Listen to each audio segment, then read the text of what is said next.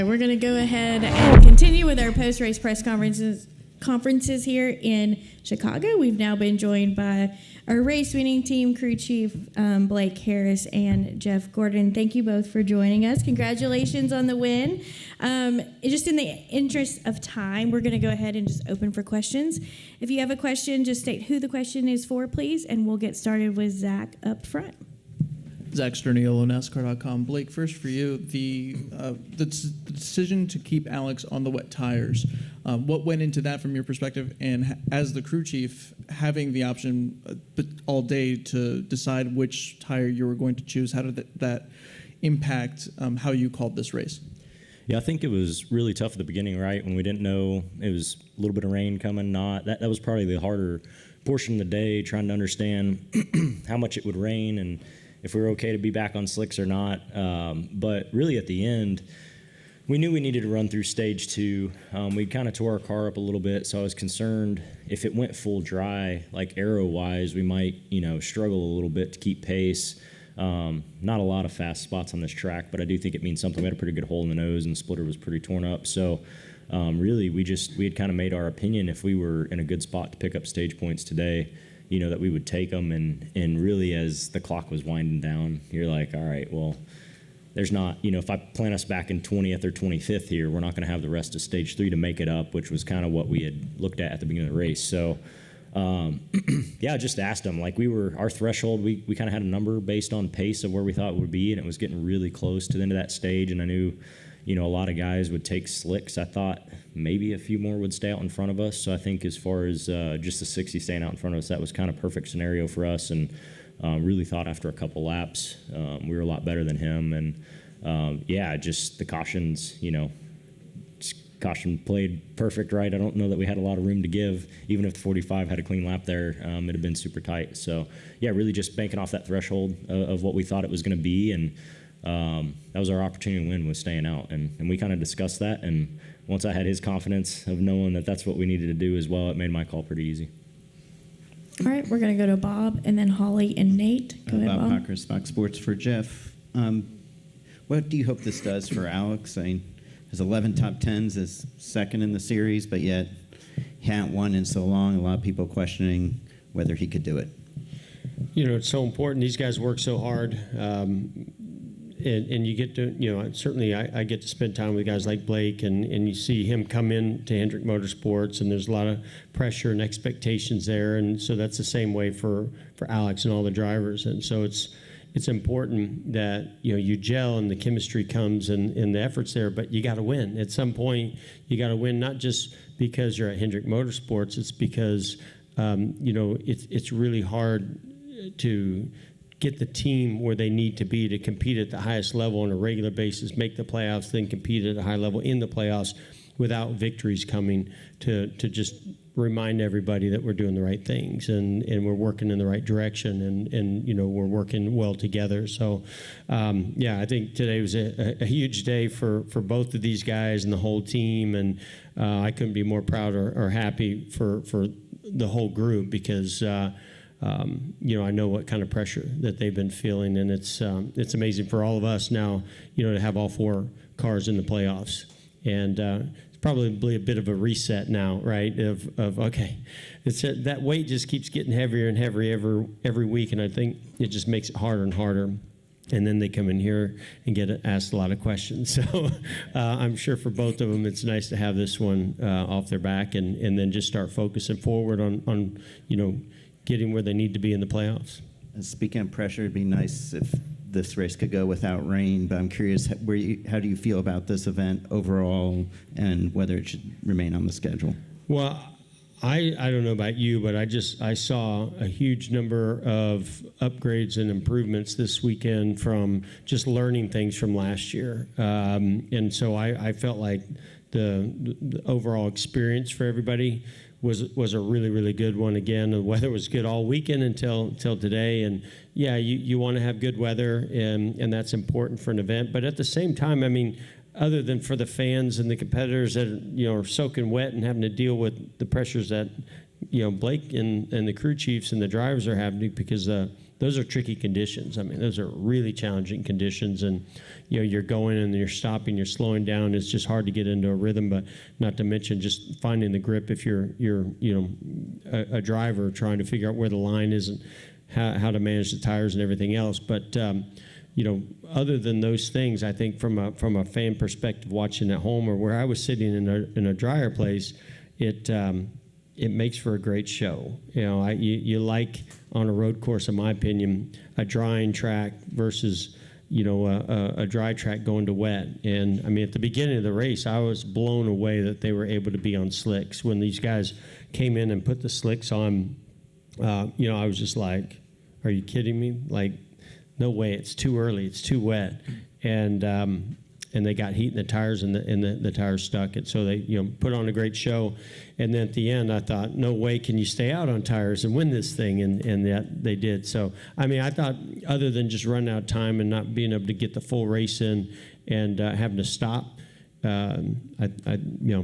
it's a really entertaining event, and I hope it does stay on the circuit. I think this is a very important race for us because as I'm walking around the city yesterday and today, it's hearing people that are saying, "Oh, the NASCAR race is here," and you can just tell that there are people that are here, even in the hotels and in the restaurants, that they know that NASCAR is here. They know that there's a race happening here, and a lot of those folks maybe never watched NASCAR before. So it's a great way for me to not only show that we're capable of racing in locations like this and right in the center of a major metropolitan city, which is an important part of the market, but an exposure, but it's also opening up the door to a lot of new fans. So I not only hope we continue to come back here, I hope we can try to experiment with this in other places too.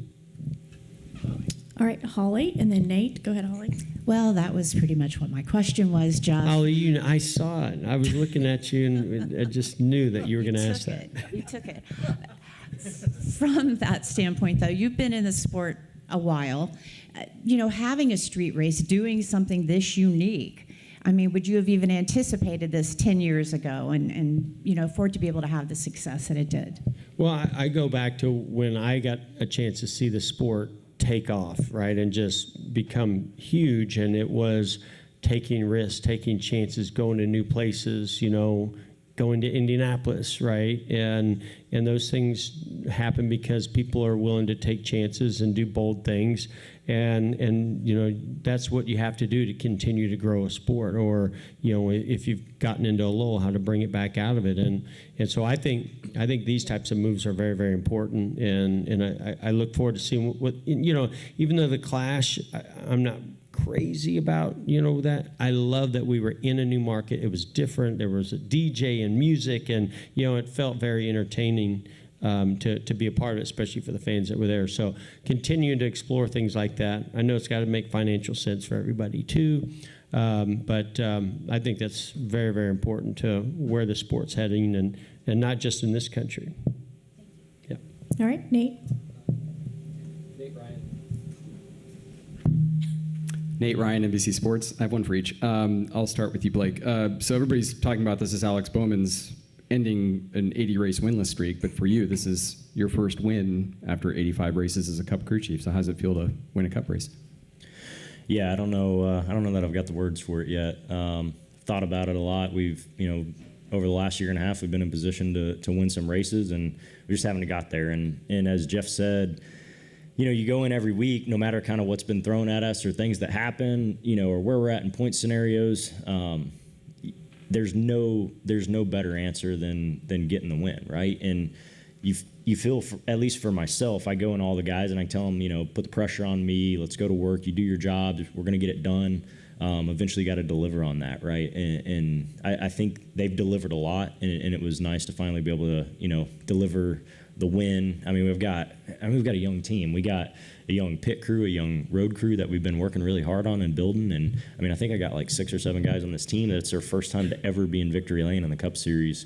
So that's a big deal. Like, they got to know what it feels like, and it's important to know what it feels like now, so that once we're in the playoffs, it's not new, right? It's not building pressure of what's been in the past, right? They know what it looks like now. So super excited to get the monkey off the back. Really excited for Alex. I thought he drove a heck of a race today. I mean, I felt like we had speed all weekend, and yeah, it feels really good. And Jeff, going back to what you were saying about, there's pressure to win, not just at Hendrick, but just period in the Cup Series. I don't know if you heard Alex's NBC interview, but he mentioned the brain injury from 2 years ago. He mentioned the broken back last year. He sounded like a huge weight was off his shoulders, and he sounded like a guy who basically saved his job. So I know we don't deal in rumors and speculation. We don't like talking about that, but there's been a lot of chatter. How far does this win go toward maybe shoring up his long-term future, or securing him at Hendrick? Yeah, I mean, I think everybody recognized, one, he's been great. I mean, he's put in all the effort. He's done all the right things. I mean, Blake, coming on board had a lot to do with Alex and their relationship and who he thought could be the right fit for him. And they've done a great job together, but it hasn't come without challenges. He's been through a lot. And you really want guys like that to find their way when they've had to struggle, and have, just seems like right as he's getting into a stride, boom, something would happen. And so I think that's why this is so important, not just for him, and the team, but for him personally.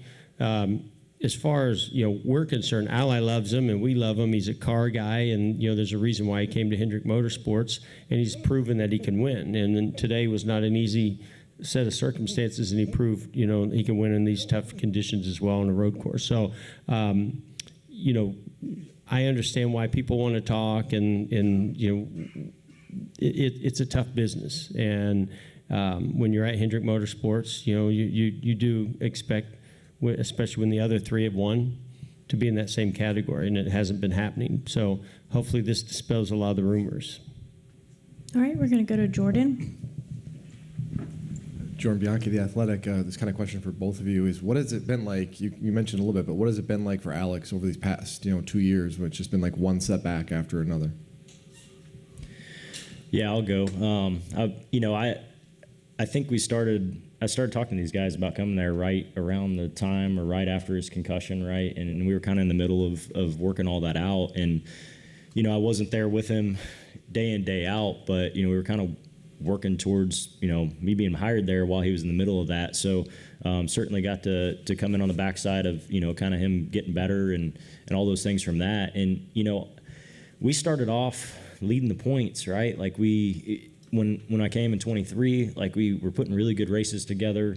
We had really good runs going, and then he had a sprint car accident, right? And that setback, I know for him personally, I mean, we talk about it all the time. Like he came in and he's like, man, we're leading points, and I let everybody down. And I don't think that's the case. We came back and had some shots throughout the season that just never materialized. And, I think when I talked about before getting the win for the team, as Jeff mentioned, getting a win for him, right? And just, he knows we've had speed to do it a lot. And we've had a lot of times, I mean, we didn't get 11 top 10s and put ourselves in position for a lot more top 5s than we've had, and a few shots at the win by not having speed. So I think the speed's been there. We had an engine failure at Loudon, and, we had an engine failure here last year at Chicago, and he as we talked through those things, he's like, man, right as we're in this point battle, and I was like, man, we're one race away from that not mattering. I was like, in last year, I mean,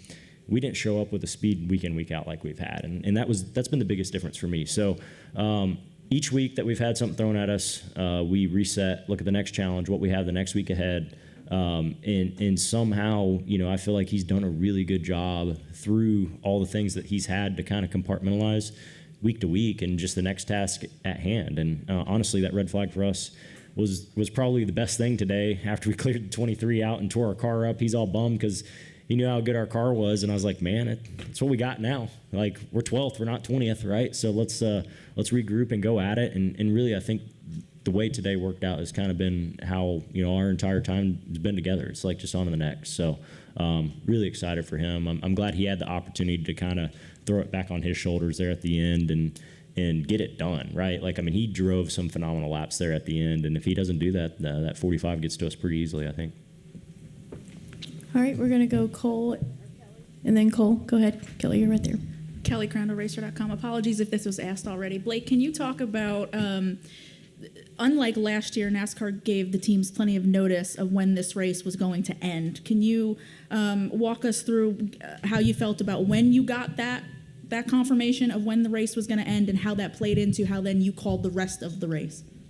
Yeah, NASCAR told us this year that before the race even started, like, hey, we're going to give you at a set amount of time, it'll be before the first stage, like when we're going to say, okay, the time limit's up, right? So instantly from that point when we had that number, our engineers are running like, hey, especially when we got to that red flag, like we think it's going to end if it stays green at this point, right? So then you got to throw in the dry pace, the wet pace, as the wet pace is getting closer to the dry pace, like, what's that looking like? So, I think I talked a little bit about that threshold that we had set number of when we thought we were going to have to be back to dry tires, and there was a couple cautions there before the end of stage 2 that really set that up for us to know, like, okay, man, we could probably get a bunch of stage points here at a minimum.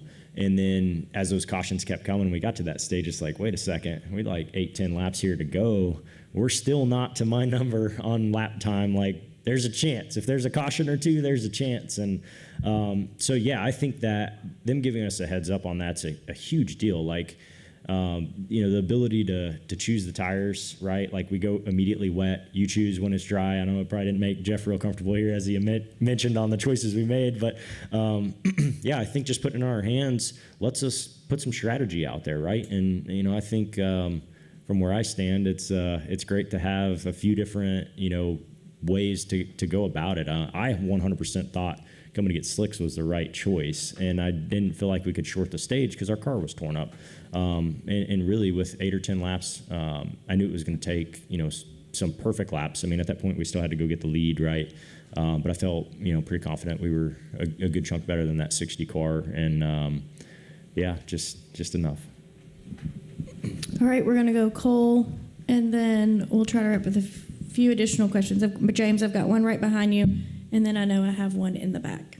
Go ahead. Cole Kusman with Arizona Republic. This one's for Blake. This is your second year with Alex, obviously. It's been well documented how 2023 was a really challenging year for him, not just on the track, but maybe even more so personally off the track. And I'm sure you got to know him on a deeper level in that sense. So I'm curious, just speaking on Alex as a person, how important was this win for him and I guess for the team going forward in that regard? Yeah, I think as a whole, I felt like we had a pretty good relationship early on, right? I mean, that's part of. I mean, I felt like Alex had a big say in my ability to come to Hendrick Motorsports, right? And so going into that, I knew, he kind of picked me. Like, I was his guy, and we go to the Chili Bowl at the same time, hang out. I pop into his shop when he's working on his midgets. Like, all that stuff's really easy. So the relationship side's easy. I think you have to have, when we have those bad weekends, when stuff's not going right, whether for him personally or on track or whatever we have, like, we just have to be honest with each other. We come back and like, hey buddy, I don't know that we executed this correctly, or hey man, I didn't make the right call there. Like, if I had that back, I'd love to do it differently. And I mean, we do that really in an open setting with all our teams. I mean, we sit down with the crew chiefs and some of the management. I mean, Jeff's there, the Jeffs and Chad, and we talk about that stuff through every race, good or bad. And unfortunately, there was more bad for us at times than good. But what I can't say enough about, and I've tried to explain to some guys, and I mean it. Like, I walk into that shop every day, and anytime I have any kind of one-on-one with Jeff or Chad or whatever, Mr. H, the only question I ever get is, what can we do to help the 48 win? Like, it's never like, why'd you make that call, or why'd you do? Like, that's all. That's on to the next, right? And really, I think that it's been that way for Alex and myself both, right? So, I mean, we've got 600 people that kind of wrap your arms around you every week, and every time you think you're kind of in the weeds, they pull you out. And, to have that kind of support with the pressure that we have just, makes it doable, right? Like, you fight every week, and when it's not going your way, when you can look all these guys in the eyes and know that they've got your back and willing to do whatever it takes to get the last car in the playoffs. And I can't say enough, incredible organization. I truly feel like I got a lot of people around me and behind me every day, and that's how it's doable. All right, go ahead. Yeah, hi. Tim Healy from the Truth About Cars. So this one's for Blake. When I talked to Alex yesterday, he basically said that logistically, this race is difficult for you just because of the setting. How do you deal with that? And as things went on, obviously it turned out really well for you. So how did you sort of adjust? And do you sort of feel the same way as Alex did? Logistically, yeah, I think, you know, there's a lot of challenges that come with this place in general, and a lot of it just kind of comes from the fact that we don't have enough data here, right? Like everything we do is built off of data, right? Like we'll take this last race and be like, okay, now we've seen 2 versions of a wet track and a drying track and all that, and we'll kind of build our notes off all that. You know, I don't know. To me, obviously it was a great weekend, but you know, back to some of the relationship stuff with Alex and the logistics. Hendrick Motorsports put us up in some phenomenal spots here in the city, and we get like a 15, 20-minute walk in, and Alex stayed with us in the team hotel this week. So, I mean, we got here, I think we come into the garage maybe 3-4 hours before the track walk, and we were going to do the track walk together, and we go drop our bags at the hotel, we walk down to the track. Garage opens, we're going through tech, he's right there. Like, we were still trying to get through tech, so he went and did the track walk without me. But, you know, every morning we walk in and grab a coffee together. And, you know, I love this place. I love, you know, everything about it. I think, you know, we're super fortunate to have what we have at HMS and how we get set up. But, man, just being able to walk through the city and you know, we didn't have to deal with it was really nice weather when we were doing that. You know, I love it. I love everything about it. All right, we're going to take a question in the back. I think I have 2 in the back, and then we're going to come up front and take our final question from Matt Weaver. Go ahead. Samuel Stubbs, yardbarker.com. This question's kind of for both of you. Oh, right back here.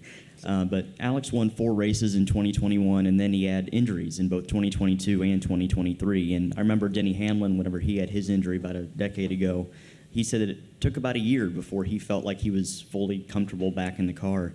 Do you think Alex is at that point physically where he's, you know, finally 100% and he's showing that he's that same driver that went out and was a weekly contender for the win, you know, a few years ago? I mean, I can only speak to the, you know, some of the comments or the conversations I've had with Alex over the years when he's had the injuries. But, you know, I think because I had some cracked ribs one time, so I'm just trying to compare some things. But, you know, I think race car drivers, they come up and they have accidents, and sometimes you have injuries, and you find out how tough you are, you know, mentally and physically, and how bad you want to do it. And so, you know, Alex has been through a few significant injuries, and he's come back, I feel like, stronger each time. Like I think it's helped him, you know, motivate himself, find out how much he loves what he does, and is privileged to do that. And you know, that means that he's got to work really hard to recover. And yet I think through that, of course, I think you're going to have some setbacks. Just being away from your team, even for a week or 2 weeks, you know, not being out there on the track, I think affects drivers these days. I mean, we saw something similar with Chase Elliott, you know, when he was out of the car. And it's not always necessarily the physical piece of it. It's just, this is tough. It's just hard to win, very hard to win, and the cars are difficult to drive, and you know, it's hard to get the whole team all together at the perfect time, and for it all to come together and the right strategy and everything. It's very difficult. So you add in then an injury or some of the significant injuries, you know, that Alex has had to deal with. Yeah, it's gonna set you back, and it's gonna take some time to get back to 100%, not just physically but with your team. All right, go ahead. Noah Poser, Northwestern. This is for Jeff. You guys now have 4 drivers with wins on rotor street courses. How does that affect preparation for these races, and how much confidence does it give the organization as you arrive at these types of tracks moving forward? You meant that's for Blake, right? I think you need to take that one. Man, I'm out of that side of the business. I sit in on the meetings, so they know I have their back, and if there's something that pops up that I think I can contribute to, I do. But it's pretty rare, so that is not my category right now. Go ahead, Blake. Yeah, I can touch on that. Even before I got here with the next gen car, I thought HMS has done a great job with the road course program. I mean, we've had several guys in contention. I mean, Alex was in contention at COTA in 22 and arguably had a shot to win that on the last lap. So I can just speak to it from the crew chief side. I mean, I know Jeff sees, a couple meetings a week when we do it all together, but man, we meet almost every day as a group, and we go and we're done with the last road course and we lay it all out, and like we just step through the stuff that how we came up with the setups and where we're going to the next place and what we think is applicable. And really, I mean, it's been the most open group setting that I've ever been in. And I mean, we're racing each other hard a lot, right? And at the end of the day, I mean, one of those guys is right behind us at the end. I'm pretty nervous, right? Because I know what they've got. And but yeah, I just think as we've progressed, man, really, really good guys to work with, and I just think collectively with our performance group and our engineers and our crew chiefs and everybody really pulling the same direction with a really good baseline of what we've had. It feels like we just continue to build on that, and yeah, we just work through it together. I guess what I could add to that is I've seen that evolve tremendously over the years. We didn't used to all sit in a room together and share information and just be an open book. I can remember the times where it was like, well, it's in the database, just go find it. But these guys, the way they communicate, the way that they support one another, meaning crew chiefs, drivers, engineers, the whole group, and just constantly trying to push the envelope. How do we make our individual team better, but how do we make the whole organization better? And as well as work with our partners at Chevrolet. So, that's been fun to watch. But I think at Hendrick Motorsports, what makes me really proud is the detail and the depth of the organization and the way that they get to go take on a challenge. So when you have a new racetrack like this, that's a challenging street course with a lot of the unknowns and not the data and no testing or anything like that, then I love to watch them go to work on how they prepare for something like that and go excel at it. And if they don't, how much that motivates them to make sure that they do the next time they go back. And I think that's pretty much anywhere they go, that's a new setting, new environment, and has been for many years. All right, Matt, final question. Matt Weaver, Sports Not for Blake. On one hand, I feel like it was a really easy decision to stay out because the only chance to win the race was to be in a very defensive position. But then I think about it, kind of looking back, you guys are in a points battle too, and if it goes poorly, in whether defending, you guys get crashed or tire blows or whatever, then that's your points margin, or if someone else wins the race, you're out that way too. So what all is factoring into that decision? Because I know that you and Alex are going back and forth even in real time about those sort of things. Yeah, I preach to all my guys a lot every week. I'm like, man, don't worry about this. Got to make the playoffs and all these things. Like, you just go attack the next thing, right? Like, we're just going to go do the next stop, the next hang, whatever it is, to try to pull some pressure off those guys. But, to be honest, like, you get down to these last 7-8 races and you're looking at that cut line, I think we've been strong enough and we have the pace where I'm like, man, if we do a really good job and don't have any big setbacks, I mean, we could legit, be 8th, 9th in points, which maybe is good enough to get there, right? So it's kind of in the back of the mind. It's like, man, if I got a legit shot to win the race, we got to do it, right? But if it's a slim chance and I got to bleed 15, 20 points, like that's going to be hard, a hard sell too. So, at the end there, once I knew I had his confidence of understanding, like, hey, man, we're going to have to go back in the 20s here, and how many cars are you going to pass in like 8, 9 laps? Like, I mean, if he was like, man, that's what we got to do because I'm smoked in here, right? But he knew where his tires were at. Like, he knew the pace that he was running, and I kind of tried to lay out what I was seeing and, what I thought was going to happen. And really, especially with that caution, right? I mean, even without that caution, I knew we were going to have 3 laps maybe before those guys would really get some pace up on us if it strung out.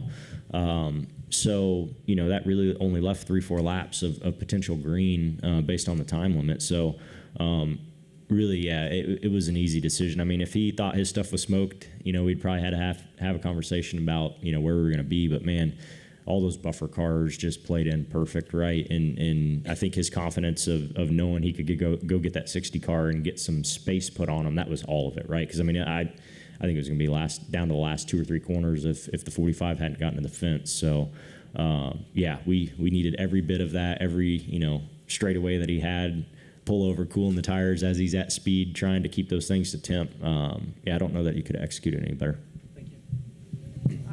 Jeff and Blake, congratulations to you both. Thank you again for spending time with us. Thank you.